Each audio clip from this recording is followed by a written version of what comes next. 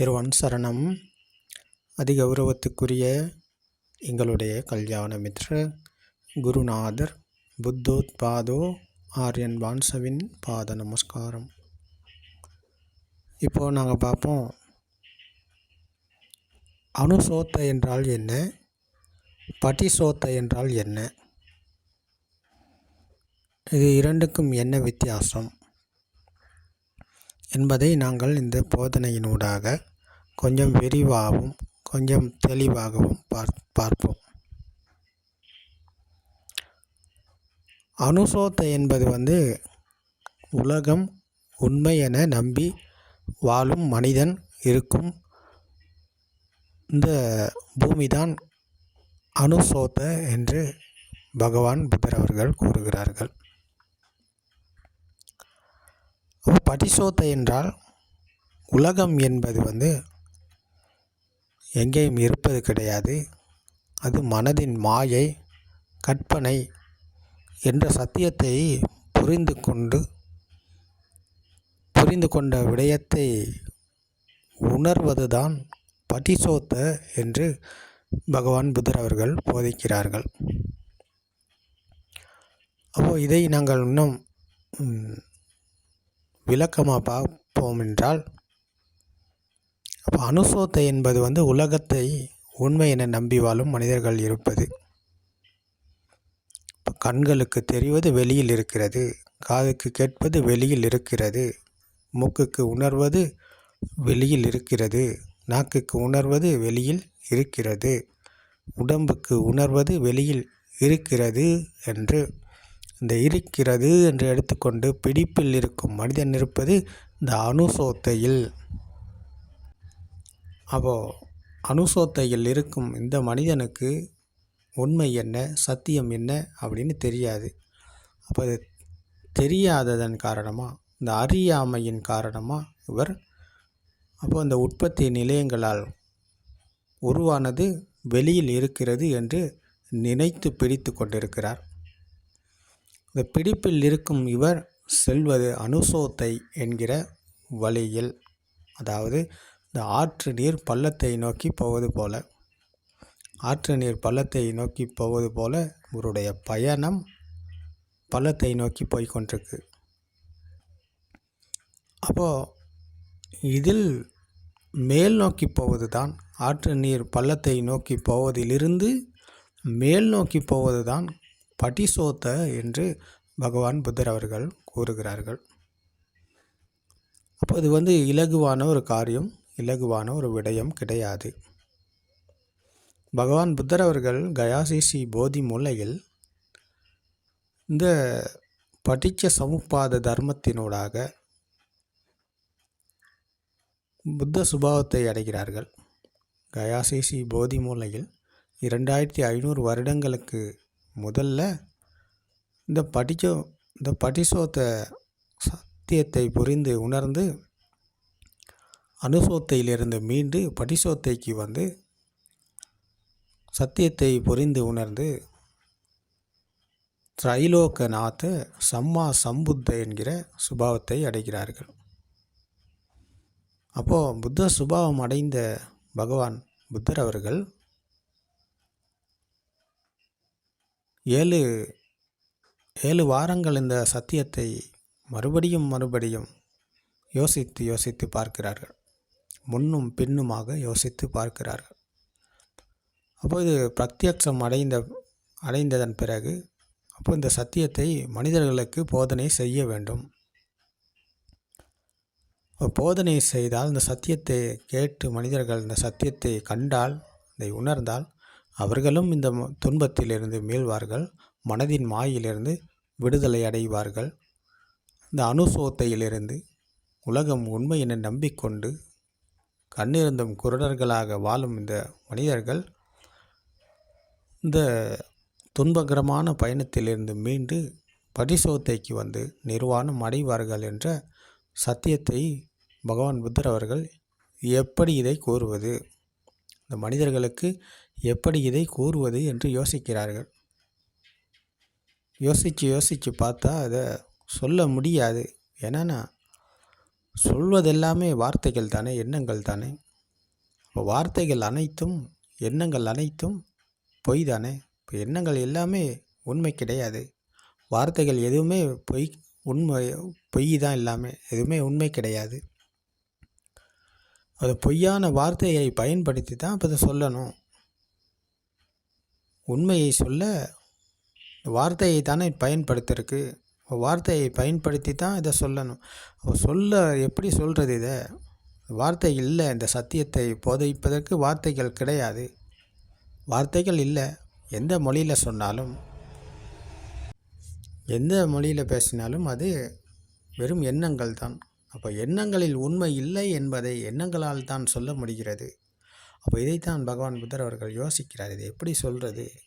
இப்படி சொல்லி எப்படி இந்த மனிதர்கள் புரிந்து கொள்வார்கள் அப்படின்னு கடுமையாக யோசிக்கிறார். அப்போ யோசித்து பார்த்து தான் இதுக்கு ஒரு முடிவை எடுக்கிறார். இந்த மனிதர்கள், உலகத்தில் உள்ள மனிதர்களில் இந்த தாமரை குளத்திலுள்ள தாமரை மலர் மேலே வந்து மலர முதல்லையே அழிந்து போகக்கூடிய அளவுக்கு, அந்த மொட்டுகளாக வளர முதல்லையே அழிந்து கூடும் அளவுக்கு அந்த தாமரை குளத்தில் இருக்கும். அதே போல் மொட்டுகளாக வந்தும் அழிந்து போகக்கூடிய தாமரை மொட்டுகளும் இருக்குது. அதே போல் மொட்டுகளையும் தாண்டி மலர்களாக வந்து விரிந்து அது அழகாக பூ பூத்து குலுங்குவதையும் இந்த தாமரை குளத்தில் நாங்கள் பார்க்குறோம். அதே போல் பகவான் புத்தர் அவர்கள் பார்க்கிறார்கள். இந்த மனிதர்கள் இந்த சத்தியத்தை புரிந்து கொள்ளக்கூடியவர்களும் இருக்கிறார்கள். அப்போ அவர்களுக்கு இதை புரிந்து கொள்ள முடியும் என்பதை புரிந்து கொண்டு சத்தியத்தை போதனை செய்வதற்காக பகவான் புத்தர் அவர்கள் கயாசிசி போதி மூலையிலிருந்து பசக தவசர்களை தேடி வருகிறார்கள். இப்போ ஆளார காலாமல் உத்தகிராம புத்திர இவர்கள் எல்லாமே இறந்து போயிருந்தாங்க. இப்போ அவங்க இல்லாததுனால பசக தவசர்கள் தான் இருந்தாங்க. கொன்னஞ்ச, வப்ப, பத்திய, அஸ்ஸஜி, மகாநாம என்கிற இந்த பசக தவசர்களுக்கு இந்த சத்தியத்தை போதனை செய்வதற்காக கயாசிசி போதி மூலையிலிருந்து வரும் பகவான் புத்தர் அவர்களை இடையில் சந்திக்கிறார் உப்பக ஆஜீவ என்ற மனிதர். அப்போ இந்த உப்பக ஆஜீவ மனிதர் பகவான் புத்தர் அவர்களை நடுவில் கண்டு நிறுத்தி கேட்கிறார், சுவாமி, நீங்கள் தோற்றத்தில் மிகவும் அழகாக இருக்கிறீர்கள். நீங்கள் மனிதனா, இல்லை கடவுளா, இறைவனா, ஆண்டவனா அப்படின்னு சொல்லி எல்லா மொழிகளிலும் எல்லா வார்த்தைகளையும் போட்டு போட்டு கேட்குறார். யார் யார் யார்னு. அப்போ இது எதுக்குமே பகவான் புத்தர் அவர்கள் பதில் சொல்லலை. இல்லை என்ற பதிலை தான் சொல்கிறார். அப்போ மனிதனும் இல்லை, கடவுளும் இல்லை, இறைவனும் இல்லை, ஆண்டவனும் இல்லை, யாருமே இல்லைன்னு சொன்னால் அப்போ யார் நீங்கள் அப்படின்னு கடைசியாக கேட்குறார். அப்போ தான் பகவான் புத்தர் அவர்கள் கூறுகிறார்கள், நான் புத்த என்று. அப்போ இங்கே புத்த என்று சொல்வது வந்து இந்த உருவம் அல்ல. பகவான் புத்தர் அவர்கள் இங்கே சுட்டி காட்டுகிறார்கள். இந்த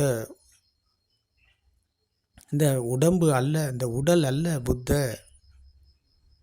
அப்போ சத்தியத்தை புரிந்து உணர்ந்து பிரத்யக்ஷம் அடைந்த சுபாவம் தான் புத்த சுபாவம். அப்போ இந்த உடல் என்பது, அங்கே உடலுக்கு ஒரு பெருமதியோ மதிப்போ இல்லை. அப்போ அது வந்து அழிந்து போகக்கூடியது. அப்போது இந்த உடல் என்பது வந்து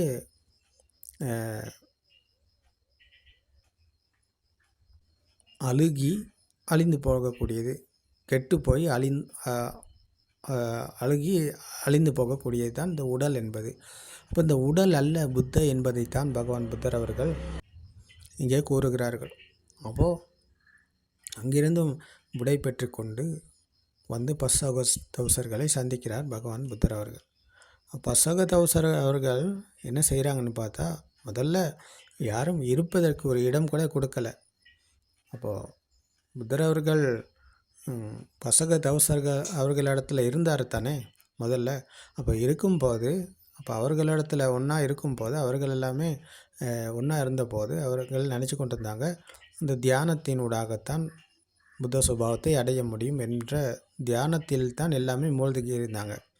அப்போ இதெல்லாத்தையும் இவர்கள் எல்லாத்திலும் இருந்து விடை பெற்று கொண்டு தானே பகவான் புத்தர் அவர்கள் தனியாகவே போகிறாரு. அப்போ அவர்கள் எல்லாமே பேசிக்கொள்கிறாங்க. இப்போ இவருக்கு எல்லாமே பிழையாகித்தான் இப்போ நம்மக்கிட்ட திரும்ப வந்திருக்காரு. இப்போ இவருக்கு வழி தவறித்தான் நம்மக்கிட்ட திரும்ப வந்திருக்காரு அப்படின்னு சொல்லி அவங்க பேசிக்கொள்கிறாங்க. பேசிக்கொண்டு தான் கடைசியாக தான் இருக்கிறதுக்கு இடம் ஒன்று கொடுக்குறாங்க பகவான் புத்தர் அவர்களுக்கு. அப்போ இருக்கிறதுக்கு இடத்த கொடுத்து அப்புறம் பேச்சு கொடுக்கும்போது தான் அப்போது பகவான் புத்தர் அவர்கள் சொல்கிறார், நான் சத்தியத்தை புரிந்து கொண்டேன் என்று சொல்கிறார். அப்போது இப்போ இவர்கள் எல்லாமே ஆச்சரியப்பட்டு அப்போ சத்தியத்தை என்ன அப்படின்னு கேட்கும்போது தான் பகவான் புத்தர் அவர்கள் கூறுகிறார்கள், இது புப்பே அனுனுத்தேசு தம்மேசு என்று. புப்பே அனுனுத்தேசு தம்மேசு என்றால் இது முன்பு கேட்டிருக்க முடியாதது, இது முன்பு யாராலும் போதனை செய்ய முடியாதது ஒன்று. இது முன்பு கேட்டிருக்க முடியாதது, யாராலும் போதனை செய்ய முடியாதது. அப்போது பசக தவசர்கள் அவர்கள் அப்போது இங்கே இந்த சத்தியத்தை உன்னிப்பாக கேட்குறாரு. அப்போது பகவான் புத்தர் அவர்கள் போதனை செய்யும் இந்த படிசோத்தை என்ற சத்தியத்தை பகவான் புத்தர் அவர்கள் இங்கே போதனை செய்கிறார்கள். அனுசோத்தையிலிருந்து மீண்டு படிசோத்தைக்கு வரும் வழியை பகவான் புத்தர் அவர்கள் போதிக்கிறார்கள். அப்போது இதில் போதனை செய்வது தான் இந்த படிச்ச சமுப்பாத தர்மம், மனம் உருவான விதம், ஆன்மா உருவான விதம். அப்போ இதுவரை காலமும் இந்த ஆன்மாவை வைத்துக்கொண்டு, ஆன்மா என்ற துஷ்டியில் இருந்து கொண்டு எல்லாருமே என்ன செஞ்சாங்க, மனதை ஒருநிலைப்படுத்தி கொண்டு அதில் மூழ்கியிருந்தாங்க சமத்த தியானத்தில். இன்றைக்கும் அப்படித்தானே உலகத்தில் எல்லா நாட்டிலையும் இன்றைக்கி இருக்கிறாங்க. சமத்த தியானத்தில் மனதை ஒருநிலைப்படுத்தி கொண்டு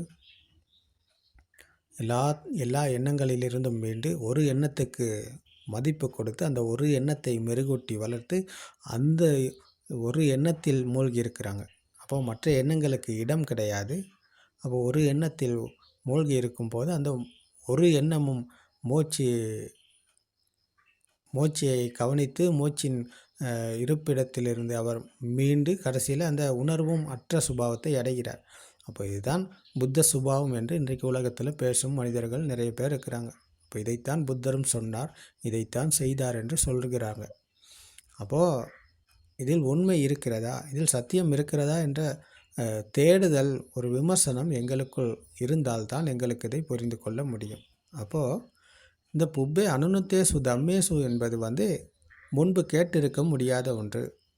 முன்பு கேட்டிருக்க முடியாதுன்னு சொன்னால் புத்தர் அவர்கள் இங்கே தியானம் பண்ணுங்கள், சமத்த தியானம் பண்ணுங்கள், எல்லாத்தையும் விட்டுட்டு ஒரு இடத்துல உட்காருங்க, கண்களை மூடிக்கிட்டு கைகளை வச்சுக்கிட்டு மூச்சை ஒருநிலைப்படுத்தி கொண்டு மனதை ஒருநிலைப்படுத்துங்க அப்படின்னு சொல்லி பகவான் புத்தர் அவர்கள் எங்கேயுமே யாருக்குமே எப்பயுமே சொல்லலை. இங்கே யாருக்குமே பசக தவசர்களுக்கு இப்படி ஒன்றும் சொல்லவே இல்லை. புப்பே அனுனுத்தேசு தம்மேசு என்றால் இது முன்பு கேட்டிருக்க முடியாத ஒன்றைத்தான் பகவான் புத்தர் அவர்கள் இங்கே போதிக்கிறார்கள். அப்போ அது சமத்த தியானம் கிடையாது. சமத்த தியானம் அல்ல பகவான் புத்தர் அவர்கள் கூறிய இந்த படிசோத்த என்ற புப்பே அனுனுத்தேசு தம்மேசு என்ற சத்திய தர்மமானது. அப்போ என்ன இந்த புப்பே அனுத்தேசு தம்மேசு, முன்பு கேட்டிருக்க முடியாத பரம சத்தியம் காம்பீரமானது, பொறிப்படையக்கூடியது என்றால் அது என்ன? அதுதான் ஆன்மா உருவான விதம், மனம் உருவான விதம். இதுதான் பகவான் புத்தர் அவர்கள் கூறும் தத்துவம். அந்த தத்துவம் தெரிந்து கொண்டவருக்கு தான் இதை புரிந்து கொள்ள முடிகிறது. புரிந்து கொண்டவர் தான் அதிலிருந்து மேலும் வழிக்கு மீண்டு சத்தியத்தை உணர்கிறார். சத்தியத்தை உணர்ந்தவருக்கு மீண்டும் எண்ணங்களில் மனதின் மாயைக்கு அவர் அடிமையாக மாட்டார், எண்ணங்களின் பின் போக மாட்டார். எண்ணங்களிலிருந்து மேலும் வழிக்கு இவர்தான் ஸ்ருதவத் ஆரிய ஷாவகர். அப்போது இந்த சத்தியத்தை பகவான் புத்தர் அவர்கள் போதிக்கிறார்கள் மனம் உருவான விதம் பற்றி. மனம் உருவான விதம் பற்றி போதனை செய்யும் போது, பிறந்த போது பிஞ்சு குழந்தைக்கு ஒன்றும் இருக்கலை, ஏதும் இருக்கலை. அப்போது ஒன்றும் இல்லை ஏதும் இல்லை என்றால் அங்கே ஒரு அதிர்வு கிடையாது. அதிர்வு இல்லை என்றால் அங்கே உணர்வு ஒன்று கிடையாது. அப்போ உணர்வும் இல்லை அதிர்வும் இல்லை என்றால் அப்போ அங்கே ஏதும் இல்லை, ஒன்றும் இல்லை. அப்போது கண்ணும் காதும் இணையும் போது அங்கே ஒரு அதிர்வு உருவாகுகிறது. இந்த அதிர்வின் காரணமாக ஒரு உணர்வு உருவாகுகிறது. அதுதான் மனம் உருவான விதம், ஆன்மா உருவான விதம். கண் என்பது வர்ணத்தை சேமிக்கிறது. காது என்பது சத்தத்தை சேமிக்கிறது. அப்போ கண்ணும் வர்ணமும் இணையும் போது ஒரு ஸ்பார்க் உருவாகுகிறது. அந்த ஸ்பார்க் என்பது ஒரு அதிர்வு. கண்ணும் வர்ணமும் இணையும் போது ஒரு அதிர்வு உருவாகுகிறது. காதும் சத்தமும் இணையும் போது ஒரு அதிர்வு உருவாகுகிறது. இப்போ அதுவரைக்கும் அங்கே ஒரு அதிர்வு இருக்கலை, அங்கே ஒரு உணர்வு இருக்கலை. குழந்தையின் மனதில் குழந்தைக்கு அப்படி ஒன்று இருக்கலை. ஆனால் கண்ணும் வர்ணமும் இணையும் போது ஒரு அதிர்வு உருவாகும் போது, காதும் சத்தமும் இணையும் போது ஒரு அதிர்வு உருவாகுகிறது. அப்போ இது இரண்டும் இணையும் போது, கண்ணும் காதும் சத்தமும் வர்ணமும் இணையும் போது இன்னும் ஒரு அதிர்வு உருவாகுகிறது. இந்த அதிர்வின் காரணமாக அங்கே ஒரு உணர்வு உருவாகுகிறது. அந்த உணர்வு தான் ஆன்மா என்ற துஷ்டி. குழந்தை இப்படித்தான் பிறந்தது. குழந்தை அதுவரைக்கும் பிறந்திருக்கலை. குழந்தை பிறந்தது இப்படித்தான், மனம் உருவான விதத்தில், ஆன்மா உருவான விதத்தில். இந்த ஆன்மா என்ற துஷ்டியில்தான் குழந்தை பிறந்தது. அப்போ துஷ்டியில்தான் அப்போ குழந்தை வளரத் தொடங்கியது. அப்போ குழந்தைக்கு உலகம் உண்மையானது இப்படித்தான் வெளியில் இருக்கிறது என்று பிடித்து கொண்டது. அந்த பிடிப்பு தான் துஷ்டி. கண்ணும் காதும் இணையும் போது, சத்தமும் வர்ணமும் இணையும் போது அது வெளியில் இருக்கிறது என்று உணரத் தொடங்கியது. அம்மா வெளியில் இருக்கிறார். கண்களுக்கு தெரிந்தது வர்ணம், காதுக்கு கேட்டது சத்தம். இது இரண்டும் இணையும் போது ஒரு அதிர்வு. அந்த அதிர்வானது ஒரு உணர்வை கொடுத்தது. அந்த உணர்வுக்குள் குழந்தை விழித்து கொண்டது, பிடித்து கொண்டது அம்மா இருக்கிறார் என்று. அப்போ மேலும் மேலும் குழந்தை வளர வளர தொட்டியில் இருந்த குழந்தைக்கு அம்மா என்ற சத்தத்தை கொடுத்தாங்க, கண்களுக்கு வர்ணத்தை காட்டி. அப்போ இது இரண்டும் இணையும் போது குழந்தை கொஞ்சம் கொஞ்சமாக வளர வளர அம்மா இருக்கிறார் என்ற உணர்வு இன்னும் அதிகமாகி கொண்டே வந்தது. அப்போது மொண்டிசோரிக்கு அனுப்பும்போது சத்தத்தையும் வர்ணத்தையும் இணைக்கிறாங்க. இது மாம்பழம், இது வாழைப்பழம், இது தோடம்பழம், இது ஆப்பிள் பழம் என்று சத்தமும் வர்ணமும் இணைகிறது. அப்போ இணைதலினூடாக அங்கே எல்லாமே உருவானது. அப்போ உருவானது மனதில்தான் இருக்கிறது. அப்போ அது வெளியில் இருக்கிறதா? இல்லை, எல்லாமே மனதில் தான் இருக்கிறது. அவை அனைத்தும் எண்ணங்கள். அப்போ இந்த உணர்வு தான் ஆன்மா என்ற உணர்வு. அப்போது எல்லாருமே, இந்த மனிதர்கள் எல்லாமே இருப்பது ஆன்மா என்ற உணர்வில், ஆன்மா என்ற துஷ்டிக்குள்ளே இந்த உணர்வில் தான் எல்லாமே இருக்கிறாங்க. அப்போ இந்த உணர்வில் இருந்து நாங்கள் மீளத்தான் இந்த படிசோத்தைக்கு வரணும். அப்போ அதுதான் இந்த உணர்வு தான் ஆன்மா என்ற துஷ்டியில் இருந்து மேல்வதற்கு இந்த பகவான் புத்தர் அவர்கள் இந்த கூறும் இந்த வழிக்கு வந்தவர்களுக்கு தான் அந்த உணர்வில் இருந்து மீண்டு சத்தியத்தை உணரத் தொடங்குவார் அவர்தான். அப்போது ஆன்மா என்ற துஷ்டியில் அவர் மூழ்கி இருக்கிறார். உலகம் உண்மை என நம்பிக்கொண்டிருக்கிறார். அப்போ அவர் போது அனுசோத்தையில் ஆற்று நீர் பள்ளத்தை நோக்கி போவதைப் போல அவர் போய்கொண்டே இருக்கிறார். அப்போ அந்த ஆன்மா என்ற உணர்வில் தான் எல்லா மனிதர்களும், எல்லா மதத்தவரும், எல்லா மனிதர்களும் இப்படித்தான் இருக்கிறாங்க. எல்லாமே இருக்கிறது என்ற உணர்வில் அவர் இருக்கிறார். அப்போ கண்ணு தெரியாட்டியும் காது கேட்காட்டியும் அவருக்கு அந்த உணர்வில் அவர் இருக்கிறார் தானே. இப்போ கண் தெரியாதவர்கள் ஏராளமாக இருக்கிறாங்க உலகத்தில், காது கேட்காதவங்க ஏராளமாக இருக்கிறாங்க.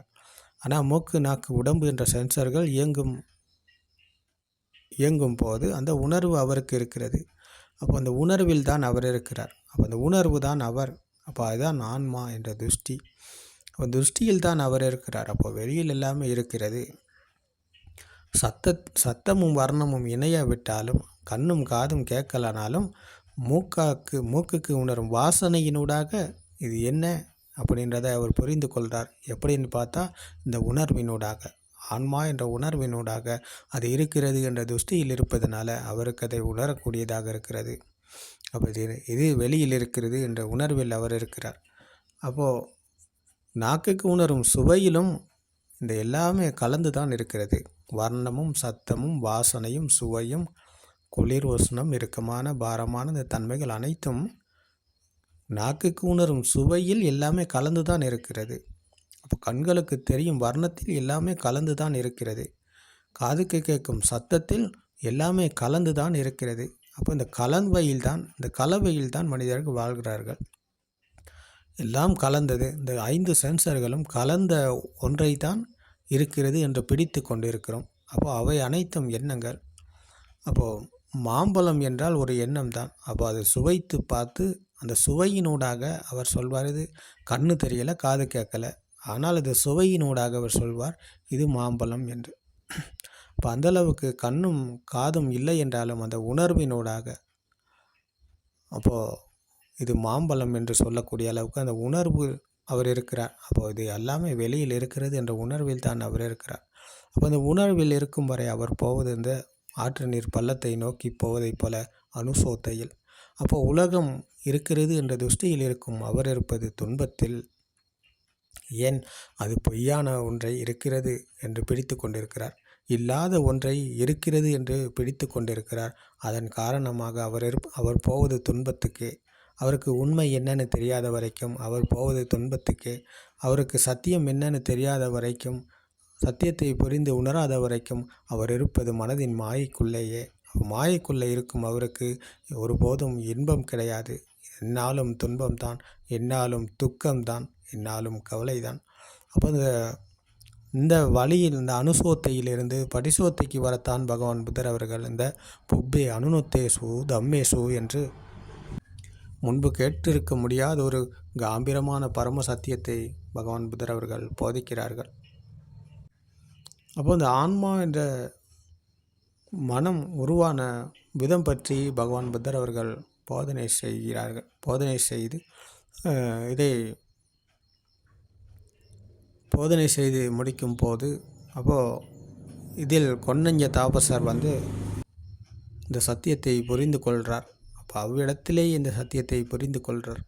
அப்போது பகவான் புத்தர் அவர்களுக்கு ஒரு மகிழ்ச்சி உருவாகுகிறது, அங்கே ஒரு ஆனந்தம், ஒரு பேரின்பம் எழுகிறது. காரணம் என்னென்னா, இந்த சத்தியத்தை புரிந்து கொள்வது அவ்வளோ ஈஸி கிடையாது, அவ்வளோ இலகுவான ஒரு காரியம் கிடையாது. அப்போ சத்தியத்தை புரிந்து கொள்வது என்பது இந்த பகவான் புத்தர் அவர்கள் ஒரு உதாரணத்தை கூறுகிறார்கள். அஷ்டலோம சிய கடக்கட பெலென்ன புலுவான் மகானினி மே சுக்கர நொவே அப்படின்னு சொல்கிறார். அதாவது இந்த உலகமே சுக்கு நூறாக உடைந்து போனாலும் போகக்கூடும், ஆனால் இந்த சத்தியத்தை புரிந்து கொள்வது அவ்வளோ இலகுவான ஒரு விடயம் கிடையாது என்று பகவான் புத்தர் அவர்கள் கூறுகிறார். அந்த அளவுக்கு காம்பீரம் இந்த சத்தியத்தை புரிந்து கொள்வது என்பது அந்த அளவுக்கு ஒரு ஆச்சரியமிக்க ஒரு விடயம். அப்போது இந்த சத்தியத்தை புரிந்து கொண்ட கொன்னஞ்ச தாபசர் அவ்விடத்திலேயே சத்திய ஞானம் அடைகிறார். அப்போது சத்திய ஞானம் அடைவது என்பது தான் பகவான் புத்தர் அவர்கள் கூறிய இந்த படிசோத்தைக்கு வந்தது. படிசோத்தைக்கு வரும் வழி இங்கே தான் அவருக்கு தான் திறக்கிறது. அப்போ அந்த வழிக்கு வந்தவர் இவர் தான். அது வரைக்கும் யாரும் பகவான் புத்தர் அவர்கள் கூறிய இந்த சத்தியத்தை கேட்காத ஒருவரால் சமத்த தியானம் பண்ணி மனதை ஒரு நிலைப்படுத்தி அதில் மூழ்கி பரவச நிலையில் இருப்பதனால யாரும் படிசோத்தைக்கு வர முடியாது. அனுசோத்தையிலிருந்து படிசோத்தைக்கு யாராலும் வர முடியாது. அது இருப்பது தர்ம போதனையில். சத்தியத்தை கேட்டு சத்தியத்தினூடாக சத்தியத்தை உணர்ந்தால்தான், சத்தியத்தை புரிந்து கொண்டால்தான், சத்தியத்தை உணர்ந்தால்தான் அங்கேதான் வழி திறக்கிறது. அதுதான் படிசோத்தை. அது படிசோத்தைக்கு வந்தவருக்கு தான் வழி திறக்கிறது. அவர்தான் சத்திய ஞானம் அடைந்தவர். அவருக்குத்தான் பகவான் புத்தர் அவர்கள் கூறினார்கள் நியத சம்போதி பராயண என்று. நியத சம்போதி பராயண என்றால் நிச்சயமாக நிர்வாணம் அடைபவர் இவர்தான். இவரை தவிர மற்றவரை யாருமே சொல்லலை. மற்றவங்களும் தியானம் செஞ்சாங்க தானே. பசக தவசர்களில் கொன்னஞ்சர் சத்தியத்தை புரிந்து கொண்டார். மற்றவர்களும் தியானம் செஞ்சு சமத்த தியானத்தில் பரவச நிலையில் இருந்தவங்க தானே. அப்போ அவங்கள யாருமே சொல்லலை, அவங்க யாரையுமே சொல்லலை பகவான் புத்தர் அவர்கள் நீ எல்லாமே நியத சம்போதி பராயணா என்று. அவர்களும் சத்தியத்தை கேட்டாங்க, ஆனால் அவர்களுக்கு புரிந்து கொள்ள முடியாமல் போனது முதல் போதனையில். பிறகு சத்தியத்தை கேட்டு புரிந்து கொண்டு எல்லாமே நிர்வாணம் அடைந்தாங்க. ஆனால் முதல் போதனையில் சத்தியத்தை புரிந்து கொண்டவர் கொன்னஞ்ச தாபசர். அப்போ அவர் நியத சம்போதி பராயண நிச்சயமாக நிர்வாணம் அடையும் வழிக்கு வந்தவர் இவர்தான் படிசோத்தைக்கு வந்தவர் என்று பகவான் புத்தர் அவர்கள் போதனை செய்கிறார்கள். அப்போது இது தெரியாமல், இந்த பகவான் புத்தர் அவர்கள் கூறும் இந்த தத்துவம் பற்றி தெரிந்து கொள்ளாமல், இதை புரிந்து கொள்ளாமல், சத்திய தர்மம் பற்றி கேட்காமல் ஒருபோதும் யாருக்குமே நிர்வாணம் அடைய முடியாது. அது சமத்த தியானத்தில் பரவச நிலையில் மூழ்கி உருவமற்ற உலகத்தில் அவர் உணர்வற்ற சுபாவத்தில் இருக்கலாம். ஆனாலும் சத்தியத்தை புரிந்து கொள்ள சத்திய தர்மம் பற்றி அவர் கேட்காவிட்டால் அவரால் ஒருபோதும் இந்த துன்பத்திலிருந்து மீள முடியாது. மனதின் மாயிலிருந்து மீள முடியாது. அவர் மனதை ஒரு நிலைப்படுத்தி கொண்டு அதில் மூழ்கி கடைசியில் உணர்வற்ற சுபாவத்தில் அவர் உருவமற்ற உலகத்தில் பிறந்திருப்பார்.